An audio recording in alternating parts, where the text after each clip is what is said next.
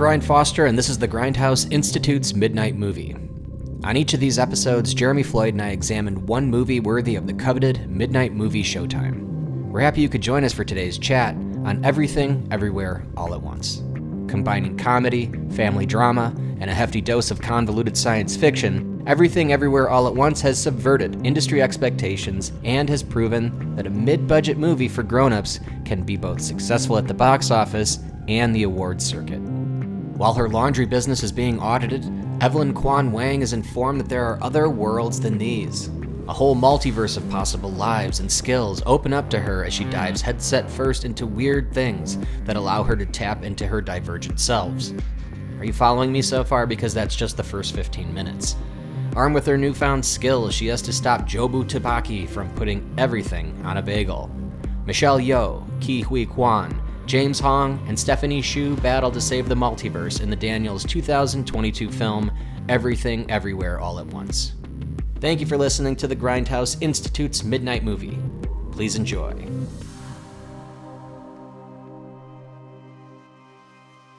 There's a great evil that has taken root in my world and has begun spreading its chaos throughout the many verses. All those years of searching have brought me here, to this universe, to you. So do we get the full movie where they're just piñatas the whole time and we can just watch them hanging there in a Or tree? the rocks. I love the rocks too. But that one was so good, right? Because they weren't supposed to be able to move, and that was part of the joy of being rocks in that world. Was the joy that Joy even talked about was that Joy Right. said, "This is nice. There's nothing here. No life actually popped up here. So this is what we are. We're just rocks." But then all of a sudden, she still follows Joy off the And the cliff. googly eyes. And then she goes down with her. It was so stupid from like a production standpoint. Like if you saw like, what are you gonna do, people? Like what are we gonna put out there? And then you show a rock with googly eyes. People are like, this movie is going to shit on itself. But then all of a sudden you see it in context, and it's so brilliant and wonderful and touching. In that universe, she's doing the same thing as she is everywhere else. She's just trying to reach her daughter. Just get to her. Just follow her. You know, like just be with her. Oh man, it's wonderful.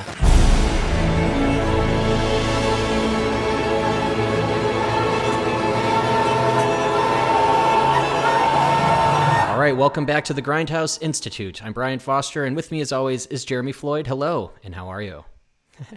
Brian, your Chinese gets worse every time I see you. Today's episode is our one of our midnight movies, where we focus on one film instead of our usual 3 or 6, depending on how far we go into some of our Grindhouse days. Today we're doing one film, and today's episode is all about Everything, Everywhere, All at Once, one that we've been putting off, I think, for way too long. And with us to talk about this brilliant film is a very special guest. Jeremy, if you could please do the intro. Yeah, well, we had, not only was this episode a special request, but also this guest was a special request. And, we didn't have a choice. We got a mission directly from the Alphaverse that we had to bring on Adam Feuerberg. Oh, hey, back, guys. man. This is so fun. Wait, there was a special request for me? For you specifically, yeah. Oh, wow. Oh, my gosh. Oh, that's so special. Yeah. Wow. Okay. Well, I owe your fans a debt of gratitude. Thank you guys so much. I'm so humbled. Well, you're obviously welcome back here anytime because you definitely have some of the best conversation with movies, but now we're seeing it from our listeners. You know, Yeah. Jeremy and I are biased when it comes to you. We think you're perfect. But when outside people are saying that, we know it's true. Exactly. Oh, well, I appreciate it, guys. And thank you so much for listening and tuning in and enjoying the episodes, guys. I appreciate it. Thanks so much. And today's going to be a great episode because we are talking about what now is, I guess, the moment in movies right now.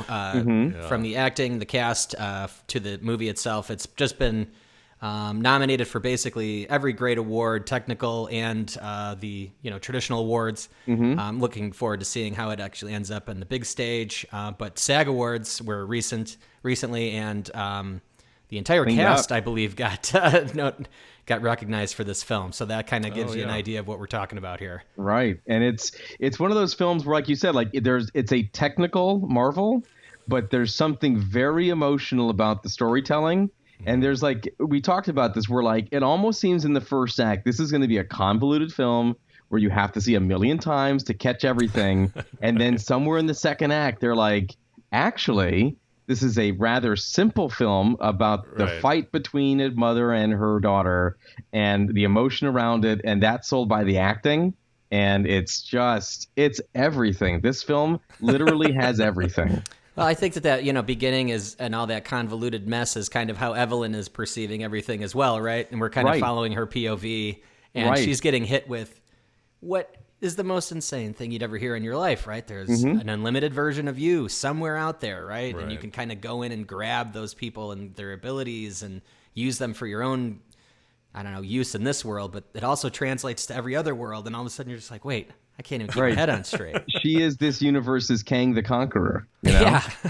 That's basically who she is. Isn't it odd that Quantum Mania and this came out in the same year? Like exactly. And one of them is so much better. There's another one too. It was the Sam Raimi one. Yeah, Mouth of Madness, or you're right. That was like the intro to this premise. Exactly, that there's multiple universes that everyone exists in. Right? Yeah, the Doctor Strange film. Doctor Strange, yeah, exactly. And they did a lot of the same stuff with the all-seeing eye in the forehead. They had a lot of those images, but here they just do it with googly eyes because I think this movie came out before that one, right? Before Doctor Strangelove or whatever it was called. Doctor Strangelove. Yeah, they remade Doctor Strangelove where it's Benedict Cumberbatch's all three roles. Yeah, exactly. This came out in March on March 11th. Well, South by Southwest March 11th, but the 25th was the official theatrical date. Whenever correct. I don't know when Doctor Strangelove came out in the 60s. Yeah. Well, that's the alternate universe's version of Doctor Strangelove. This universe is multiverse of madness. Doctor Strangelove. That's different. Who knew? Peter Sellers has done Marvel, guys.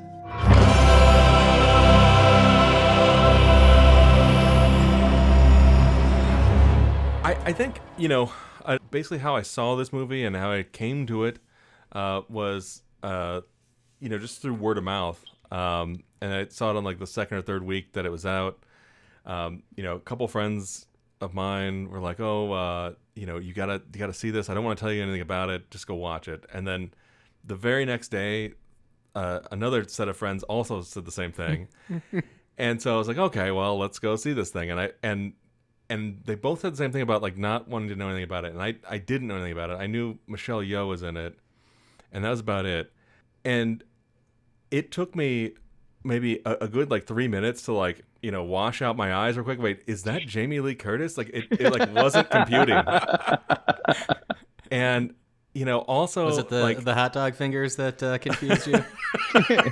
Well, no. I don't know if you remember her introduction is just like like this tax agent. She has this like the IRS agent. The IRS auditor, and she's got the like God, what's it called? The carpal tunnel like wrist guard on. Right. And like the horrible like pantsuit like up to her nipples or whatever. It's hard to imagine a world where Jamie Lee Curtis has let herself go. You know what I mean? That's a real multiverse of madness right there. My God. Yeah, totally different version of Jamie Lee. One of history's most in shape human beings ever. Right. Perennially. Yeah, exactly. Right. And then, I was also like, man, who the hell is this Wayman guy? He's so familiar. And like, you didn't recognize him right off the bat? Well, no, because the like whatever 9-year-old version of him is a little different. But totally, he's exactly the same as of course, Short Round or what was his name in the Goonies? Data. Right. He was also in a Tales from the Crypt episode. Let's not forget that. The guy has done horror too. Oh yeah, right. Yeah. This is one of my favorite stories about his involvement in the film. Are you guys familiar with who his lawyer is? No. His lawyer is Chunk. Oh yeah, that's right. He became a lawyer. Yeah. That's right. Yeah. He was not so sure about the movie at first, and so he wanted to make sure the contracts are right. And Chunk's his lawyer. So Chunk did all. Yeah, Chunk is an entertainment lawyer and handles contracts for actors. Is that great? Wow. Does Josh Brolin just show up just to like complete the Goonies?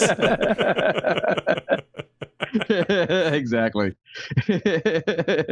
He's the hot dog fingers. Everyone's hands are hot dog fingers. That's actually Josh Brolin every time. Yeah.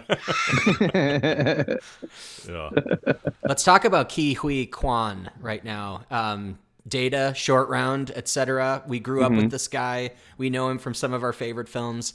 And in this movie, we meet him right away, and he seems to be, for lack of a better term, Data again. Very fast talker, kind of like all over the place, until all of a sudden he becomes, Alpha Wayman, and now all of a sudden we start seeing this range from this actor, right? That all of a sudden he disappeared for 20 years, etc. I don't even know how long.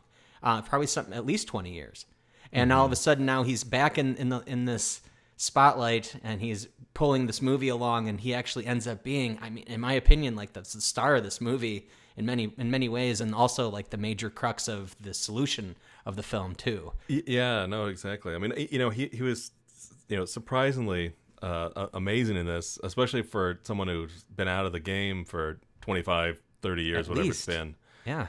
And yeah, I think, you can paint that across the board. I mean, I was very surprised with Jamie Lee Curtis. Like she's in that movie star level where it's like, oh, you're like Jack Nicholson or something, where you just do the same like character over and over and over. Just again. read your lines. Yeah. Yeah, and you do it really well, but it's always that trademark thing. And in this one, man, she was like so different and playing such a character. That was also part of the reason why I feel like I didn't recognize her at first. Well, and that's the fun part about, I think, this film for everybody. Everybody had to act, because in every time they shifted a universe, their personality was just a little bit different. There was some similarity, but there was enough difference where they had to bring something to the table, but it couldn't be too much either. So there had to be little subtleties between the guy, like you mentioned, even with Wayman. I'm sorry, yeah, Wayman, yeah. Like even when the hair is different and the glasses are different, that alone is just a little bit of enough, even though that he's the same person. And listen, I can relate to like that sort of like that quiet, I want to call it quiet strength. I'm never going to call myself like a strong person, you know what I mean?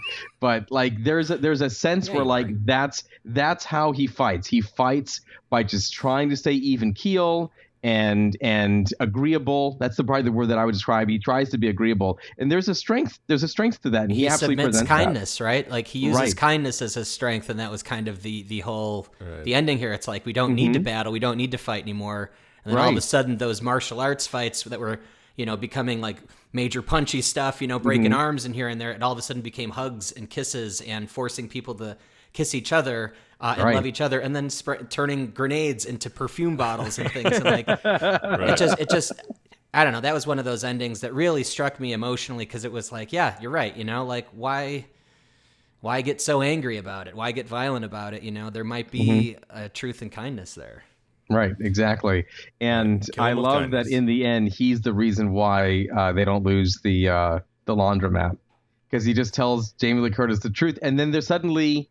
Michelle Yeoh and Jamie Lee Curtis are buddies. They're hanging out. They're smoking weed together. Like they're having a good time. You know what I mean? It was probably hard to notice. I think also maybe the first time you see it or whatever, but like he's constantly doing that, and you see like the reason they get an extension on their like audit in the first place is because he kind of butters her up with cookies or whatever, and like Evelyn's not paying attention at all because her mind is like completely broken with being in the two different universes. Yeah. And with everything everywhere all at once going on in her head. But he's, found a way to sort of like, again, get Jamie Lee Curtis on their side, but, not through fanny pack martial arts, but rather just sort of like buttering up with almond cookies. 6 p.m. Last chance. Oh, tomorrow is better. Thank you. 6 p.m. Thank you so much. Thank you for the cookies. Since Adam is on the pod here, and obviously he's been someone that brings the expertise of sci-fi and Star Trek and things like that to the table, I'd love to hear your take on the sci-fi here, right? I mean, this is pretty hardcore sci-fi when you think about it, but it's, for some reason, it works for a mainstream audience, and it's being accepted by that. So I think that this is doing something different. We talk about how it starts off in this like way where it's purposely convoluted, and you brought up a good point where it's supposed to emulate Michelle Yeoh's ADHD. Like she just can't focus on anything, and in the first act it's like, okay, I'm gonna have to watch this again because I don't get it at all. And then by the second act, it does that thing that a lot of really good science fiction does. It simplifies it. It finds a way to simplify. Once you discover that the mother and daughter of these universes that can travel through universes, where she pushed her too hard, she made her do too much, and she snapped, and now she's on a bent to destroy everything. Whatever you felt like, or whatever I felt like I needed to do to go back and watch it again to make it make sense, completely went out the window. I did not need that anymore. And that's what really good science fiction does, especially when it relies on something and I think they did that on purpose to illustrate the emotional story between the mother and the daughter, to illustrate the ADHD that the mother possesses in the first place, and probably what the daughter possesses too, which is why they're both kind of messes. They both kind of don't quite know what to do. They clash, but they can relate to that on a level. And once they recognize that together, that is what really, really good science fiction does, especially when it goes a little bit wackadoodle with its storytelling. Again, this was on purpose for a few reasons, which made it so much better. But really good sci-fi, when it has a really complex premise, if it can boil its emotions down to something very simple and something very relatable, anyone's feeling that they don't get it doesn't matter anymore. It doesn't. And then also think about how much they played into the comedy, into how ridiculous it was, like the way that people would spit out confetti, or the grenades turned into perfume, or when the nightsticks turned into dildos in particular. That was my personal favorite. It was so great, right? Yeah, dueling dildos. You know what I mean? It reminded me of a sketch you did with Sam Kimbrell. Right, your dildo grandfather bath. Right, exactly. Inherited. Yeah, I hit 47 home runs that summer. Yeah, loved it. It was a dildo. Took one out of the park. Exactly. Yeah, it's just classic stuff. Oh, man, I need to say hi to Sam. Hey, shout out to Sam Kimbrell, everybody. Shout out to Sam. Love Sam. Hey, Sam. Yeah, exactly. There's the comedy also helped kind of diffuse that bomb a little bit. So there were 3 or 4 ways where they simplified it, but again, going back to how complex sci-fi can be, almost to the point where the writers don't quite get it. Star Trek was fantastic at that, at hiding that the writers didn't know what they were saying with the complex language. When they could say things like space-time continuum or a spatial anomaly, and they would make it sound smart. But when you went back, it's like, this doesn't make sense. Yeah. I just really love Data and Worf and Picard and Riker. It's all about the characters, right? It's about the characters. Yeah. And once the emotion processes in a way that makes a lot of sense and is really relatable, you throw all that stuff that doesn't make sense. That's why DS9 is so good, because it's all about the people on that space station. Exactly. And there are parts of Deep Space Nine that make 0 sense. Yeah, nothing. But I don't care. I love it. I love them. That's the thing. I love them. And that's why I'm willing to go along for those rides. Speaking of the comedy, real quick, this is another thing you're an expert at, now that I'm thinking about it. I want to know if you guys laughed out loud at 2 scenes, one of them being the 2001 Space Odyssey throwback, where they kind of explain the evolution of the hot dog finger, which I thought was brilliant.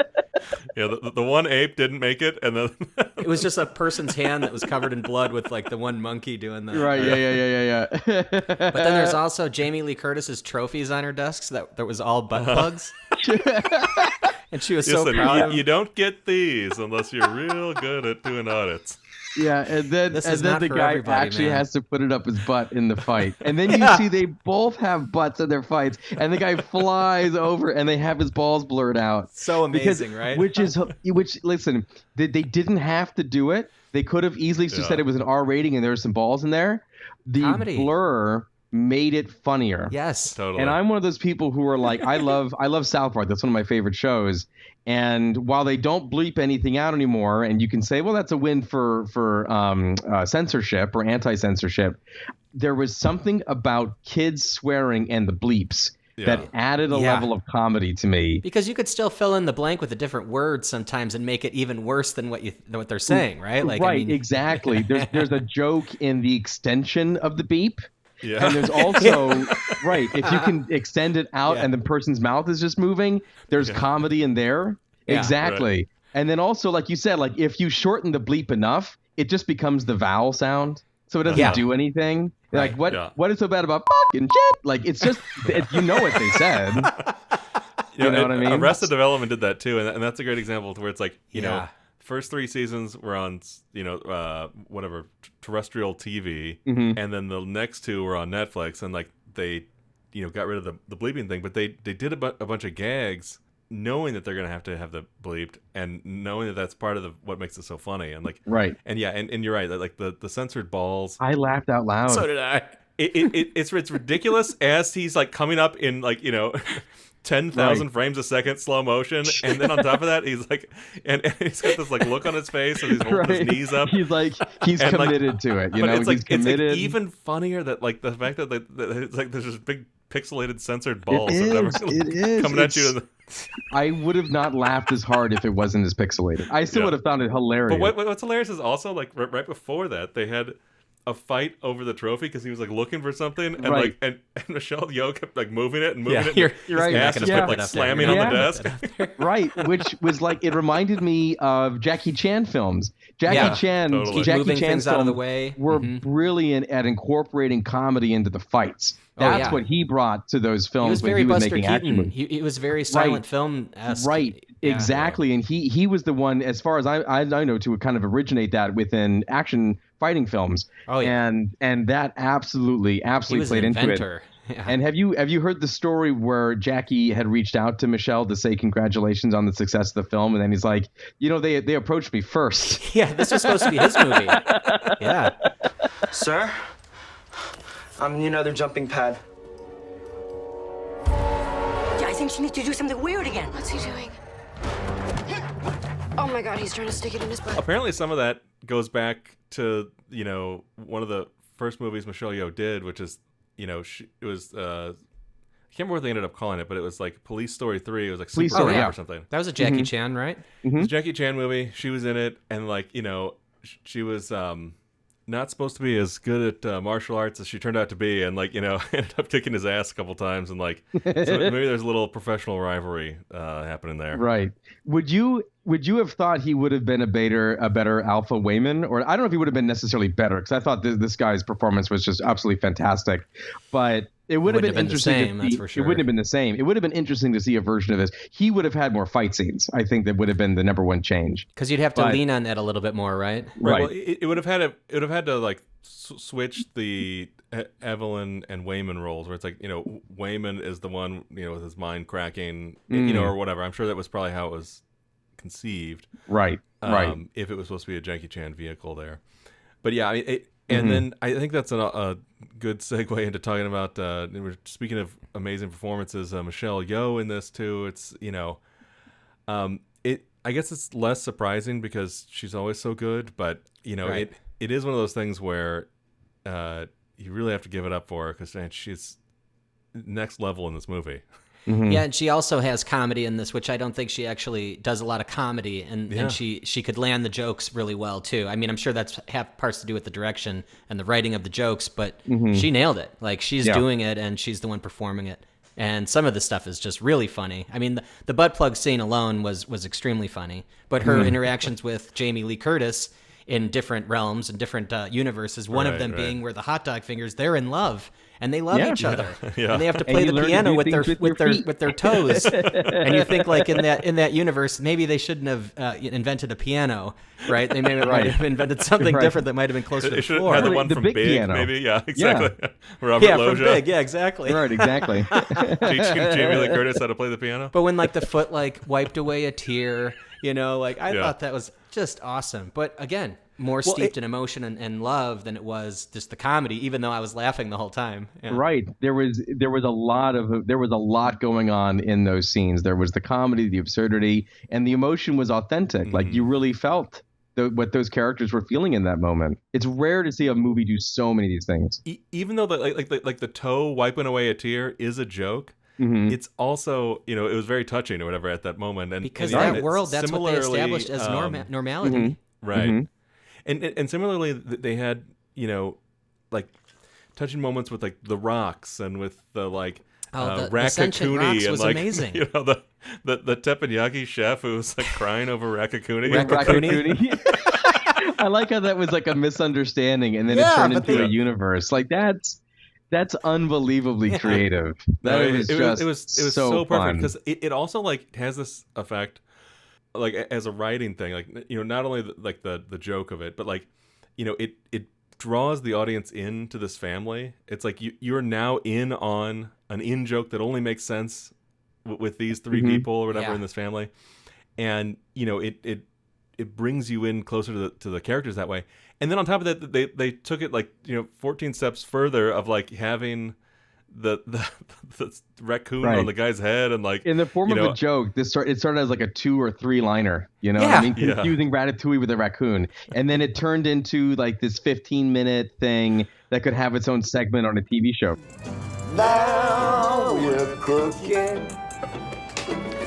While nobody's looking. I don't know what I'd do without you. We should probably talk about Jobu Tobaki. Joy was her daughter, but this creature that was basically created from, like you said, the mother being too hard on the daughter, and all of a sudden she cracked and was everywhere all at once. Like literally she was doing that thing that the title talks about, is that she's able to be in every single multiverse or universe at any one time. She put everything on a bagel. What is that? I got bored one day, and I put everything on a bagel. All my hopes and dreams, my old report cards, every breed of dog, every last personal ad on Craigslist. And it collapsed in on itself. Because you see, when you really put everything on a bagel, it becomes the truth. What is the truth? Nothing matters. Right. And the bagel thing, that's what I was going to bring up, was that image of the bagel. Again, something that's so stupid, right? Like you look at it, you're like, what the fuck is a bagel floating in there? It's like a David Lynch bagel that's like shouldn't be there or anything. But it has so much meaning, right? Like the bagel holds on to everything. It's another circle where everything is happening all at once. Like there's so many like different levels to that. And then the amount of bagels that are actually shown in the movie, like there are circles everywhere, and it keeps popping up. And the eyes and the itself, one she had that looked like like a black hole or something. It leaned into that sci-fi imagery. Yeah, like we were talking about a second ago. And they actually eat a bagel, and it's like the biggest deal in the world. Yeah, because they don't have cattle in their universe, so cream cheese is like a rare thing. So interesting, right? And so like just having a bagel was really, really yummy for him. But I love how the image, it just starts out as a bagel, like when you first see it, and then they keep showing the image over and over again, and then eventually turns into what it really means. It's a black hole. Where there's nothing, and you think like the idea of this bagel is to destroy the universe. No, this person wants to destroy themselves. Yeah. And there's really it's a story about how this person's experiencing so much and cannot process it anymore. And that's when you realize like this is a very complex way to describe the relationship between Evelyn and Joy. And that's all it really was meant to be. Right. And the bagel is the easy way out. Well, and just like the Rakakuni thing being this, it's a joke. It's a device. Laughing at Rakakuni. Yeah. I mean, that's what that's like a microcosm for the entire movie, right? Because everything in it is just like it's so absurd. It goes so crazy. Like the plot gets insane, and it's like like you're saying, it's like almost too overwhelming to follow for a minute there, especially watching it for the first time. But at its core, and like what it really is just this kitchen sink drama, of this family who they're all disconnected from one another, and finding a way back to that connection.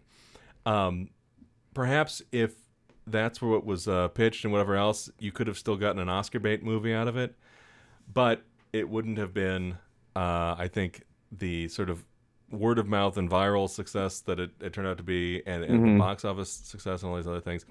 Like the idea that like what helps get butts in seats is taking this sideways glance at this very mundane and like very relatable kitchen sink drama, and just cranking it up to 11 or whatever, and the alpha gong gong and all these other things, the googly eyes, you name it. But it's this weird thing where it's like, if it was just a story about like, this we're having trouble accepting you being gay, or we're having trouble connecting over this and that. And if it was just that, like, it'd be one of those things where it's like, wow, this movie's a slog, or it's like, that was painful, or whatever. And like, but because you got all these different layers to it, you could still sort of feel that pain and the catharsis and all that, but have a great time while you're doing it. Right. It added an element of fun to what would more be movies normally... need to be fun, especially ones that are nominated for Oscar awards. Right. Yeah. Like Academy there's Awards. Like what you're especially describing. Ones about the deep nihilism that this one's. Yeah, Right. exactly. There's Right. absolute nihilism. Like Joy has given up, or Jobu Tubaki, she has given up. Right. Or this being, and that's trying to find back to to be like okay with how life is, even though according to her, because she sees everything all at once, like she was saying, nothing really matters because she sees it all, and it's like, what's important anymore? There's no priority. I think it's interesting. It's like too many meetings at a job. What the hell's important then, right? It's interesting you bring that up. Yeah, this film could have. It almost sounds like Oscar bait when you break it down to its most bare bones level. It's a mother-daughter relationship breaking down as a marriage is breaking down while taking care of an elderly sick father while they're losing everything. This sounds like a simple Oscar bait. Maybe gets nominated for a couple of awards because of how emotional the story is and the actors are recognized. And then, like you said, what really drives it up, and what's interesting to me is that how often is a martial arts film up for an Academy Award? You know Crouching what I mean? Tiger, maybe the last time. How often is another a comedy? Michelle Yeoh? Right. How often is a comedy truly recognized on this level? It's only when Michelle Yeoh does it that we can get away with it. Yeah. Well, that's how good she is. You know what I mean? She's your Oscar bait right there. But yeah, there's. No, you're right. It's been a long time since a comedy's been up there. Yeah. Yeah, for real. Like years and years. I think Birdman might have been like the last one to be a serious contender As a comedy, or it was like. Not like it was up for some of the stuff, but like where it was like up for awards, a lot of people were being taken seriously for. Like, and this it was different. different. It was like a unique one shot or oneer type film. Right. Yeah. Exactly. So yeah, there's so many elements, and it works on a level that I think films. This isn't the first film to try to do 25 things at one time ever. But this one is. I said after I finished watching, I texted you guys like, this is one of the best films I've ever seen. So we've got a comedy right now, a sci-fi comedy that's up for an Oscar contention, right? Mm-hmm. Also, this is a movie that's full of effects. Yes, full of special effects. 100%. And the funny thing is that they were done by 5 people. 5 people worked on the visual effects in this, and they hold up great. I mean, everything looks everything is very realistic. I can't believe that you said that. Like, it's like that looks like Disney. Did you ever Pixar. see the visual effects list of people that work on Marvel films? And Marvel films sometimes look like own cartoons. Credit sequence. There is literally like hundreds of people working on these things, and these people pulled off, a 5-person team on a long movie. I mean, it's 2-hour and 19-minute movie. I mean, it's not a short film; it's a full film.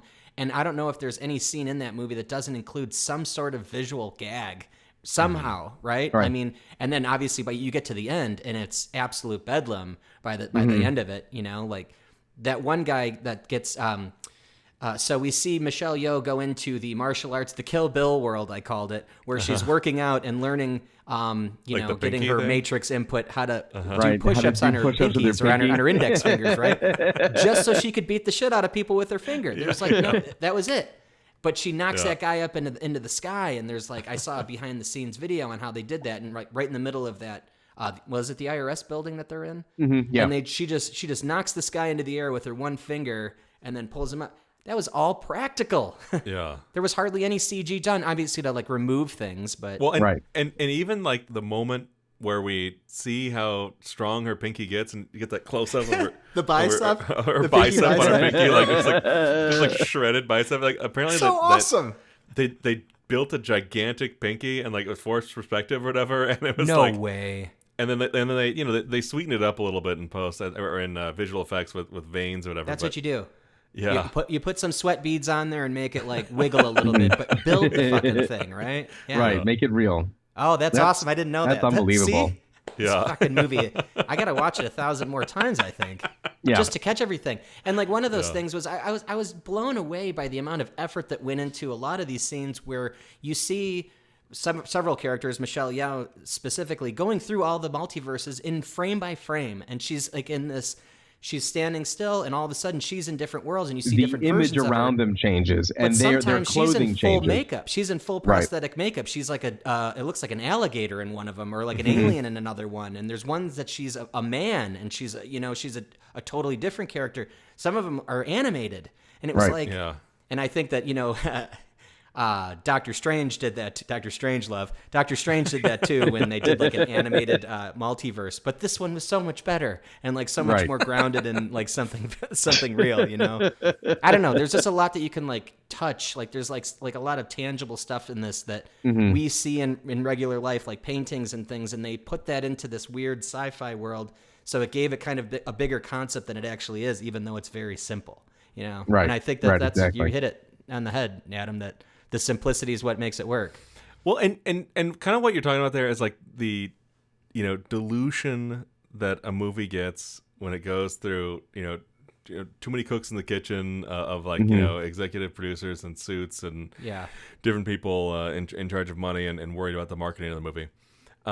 And just another, like, I mean, it's like one of those things that's, it's kind of funny to talk about or appreciate, but it is interesting how this movie, like, is one of those things where it's like, well, how the hell did it even get made? Like, it wasn't the, $500,000 A24, like, exactly, like really indie Oscar bait movie. Yeah.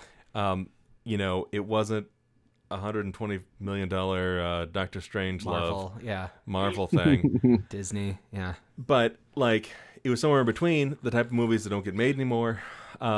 And then on top of that, it's like, okay, I know these guys had a decent success with Swiss Army Man, and that was weird and funny and whatever. But this one, like, it was one of those things where it's like all the things we've been talking about, like even the Rakakuni and the dildo fights and like the butt plugs and whatever else, like all that crazy shit is like stuff that you imagine would get sanded all the way off.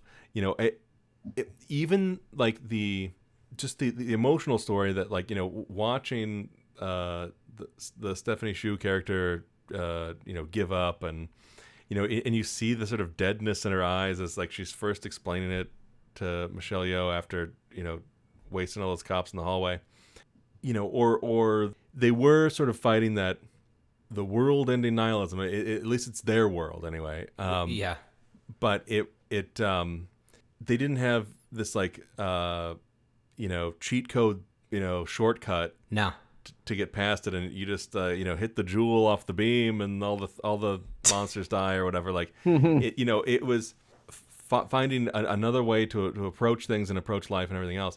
And I think going way back to the toward the beginning of, it was like right after the seeing Jobu for the first time, and then Alpha Gong Gong takes them into that little office or whatever, and like then they're sitting there, trying to figure out what's going on, and they bring the sort of real Joy into the room, and like she starts taping her up, and she's like, "What the hell are you doing?" And like, and then Alpha Gong Gong comes back and is like, "Listen, take this box cutter and kill her, just so that she can't come back to this world or whatever. And at least we'll remove one of her universes or potentials. We'll remove one of her." And like, there is the Christopher Nolan or Paul Greengrass version of the movie where that's exactly what she would have done. Yeah. She would have killed this version of her daughter. Terminator, yeah. It's like, there are tons of movies that do that a lot, where it's like, I mean, it's not quite the exact same thing, but like, in Edge of Tomorrow or whatever, it was like always the response was, well, just kill Tom Cruise. It doesn't matter.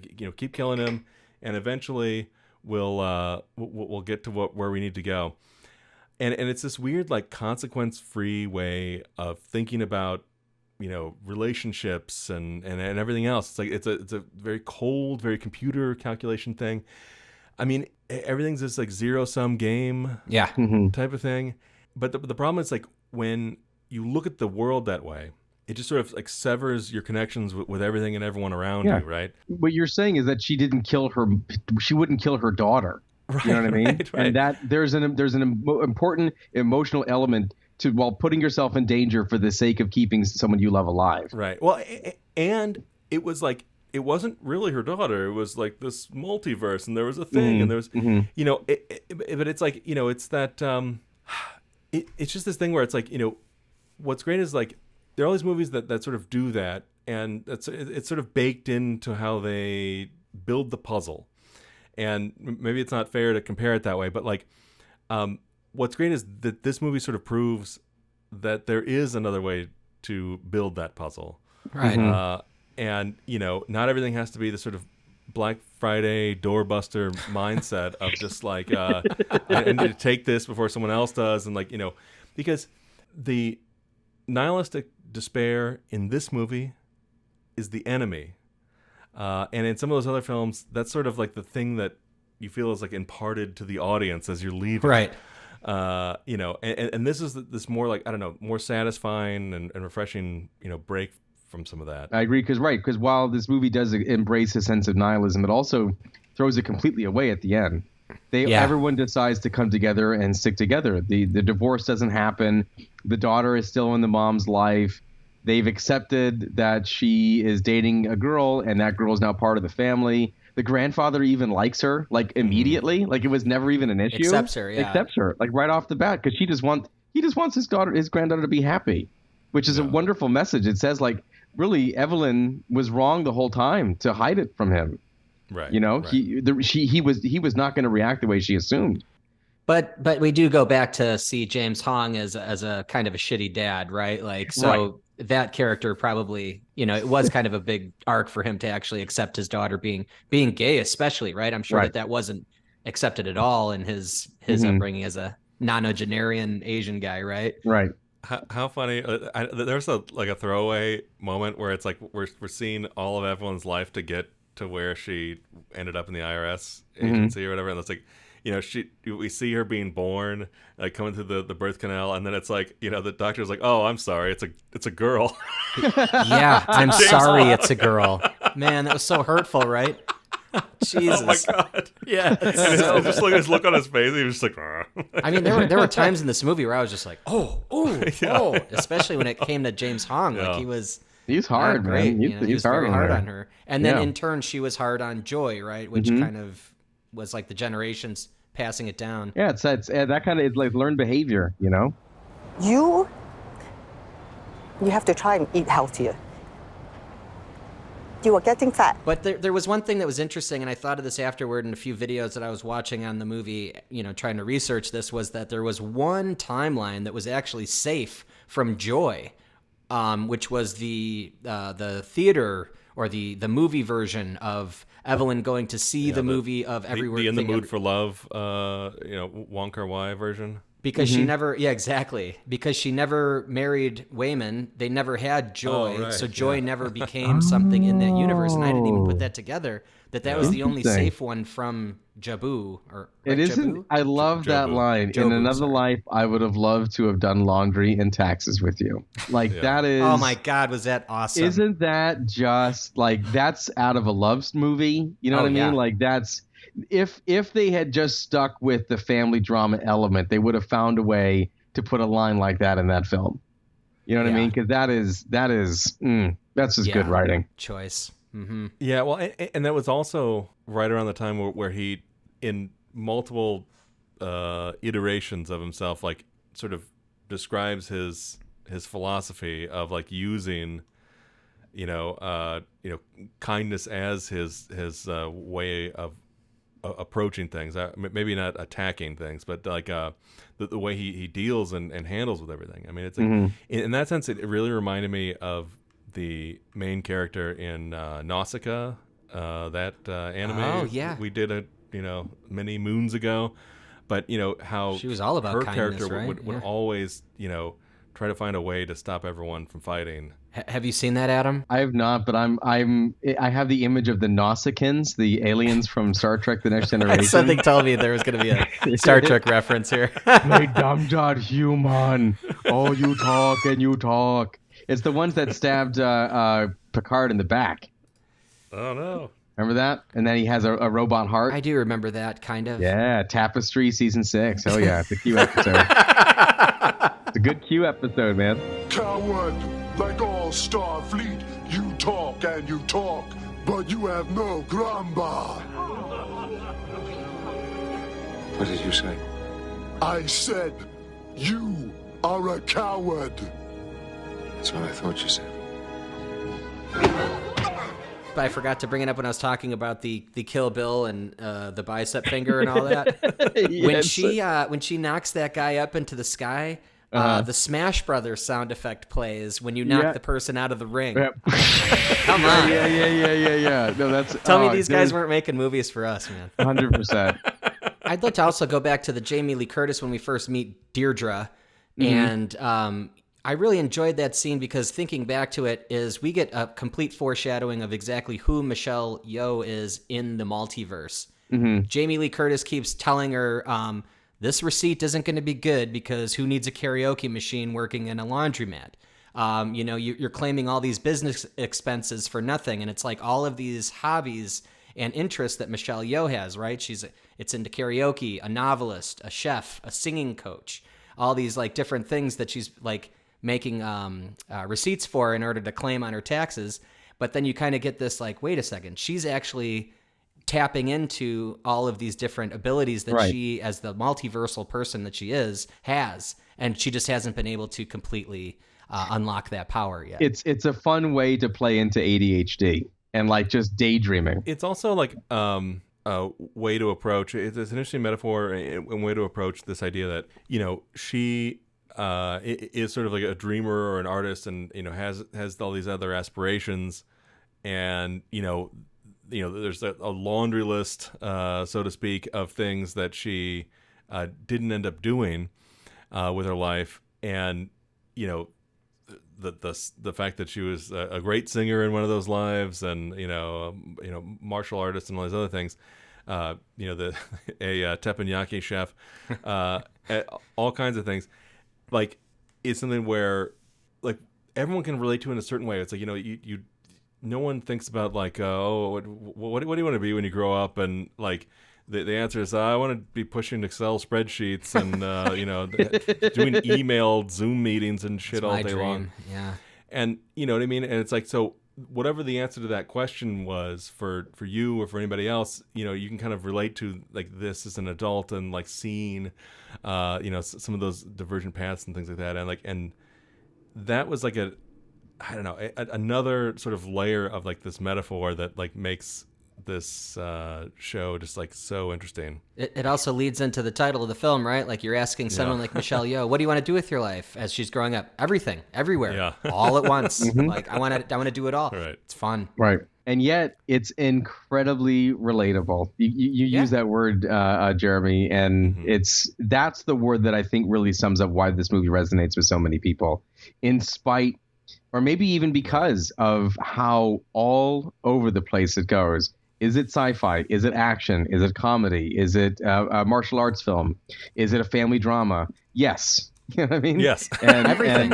All at once. All at once. And yet, like, we all of us in some point in our lives enjoyed these different things, and yet deal with like family drama and having to do our taxes. And there's just, that's all I can say is,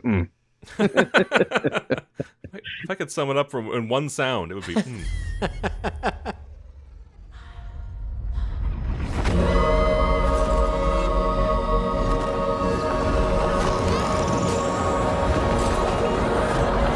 audience member who requested that I watch this for you guys, thank you very much, because this is the best film of 2022.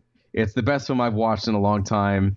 And I've really enjoyed it. I'm going to watch it again very soon. Definitely. Yeah, it was definitely one of those things where it was very refreshing. It was one of those things you could walk out and you think about later, or like you can recommend to somebody without any caveats or anything. It was like, oh, you don't have to like this type of movie to, you know what I mean? It's like, you don't have to say anything about that. You can just like wholeheartedly, yep, go see it, Right. My dear Evelyn, I know you.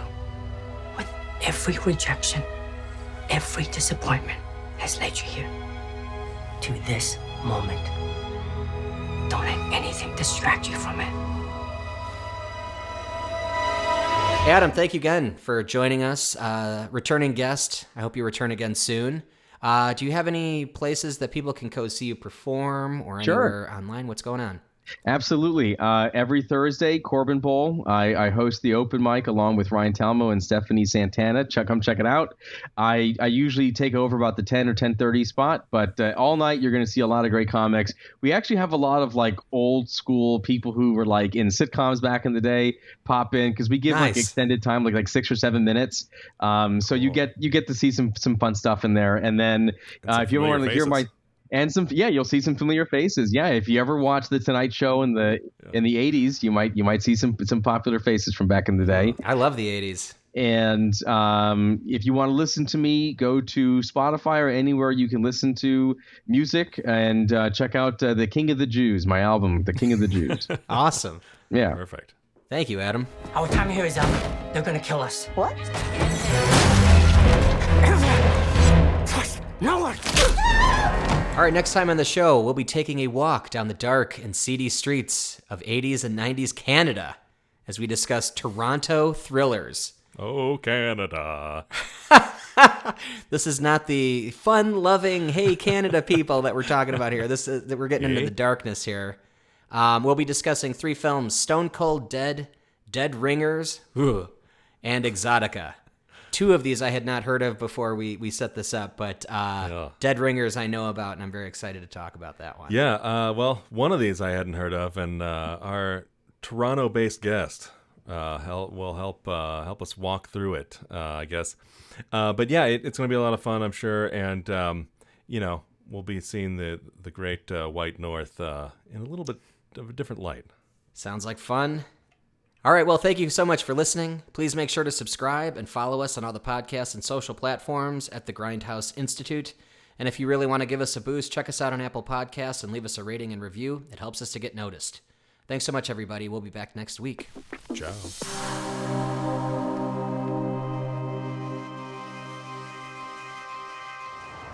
Do you still want to do your party? We can do whatever we want. Nothing matters.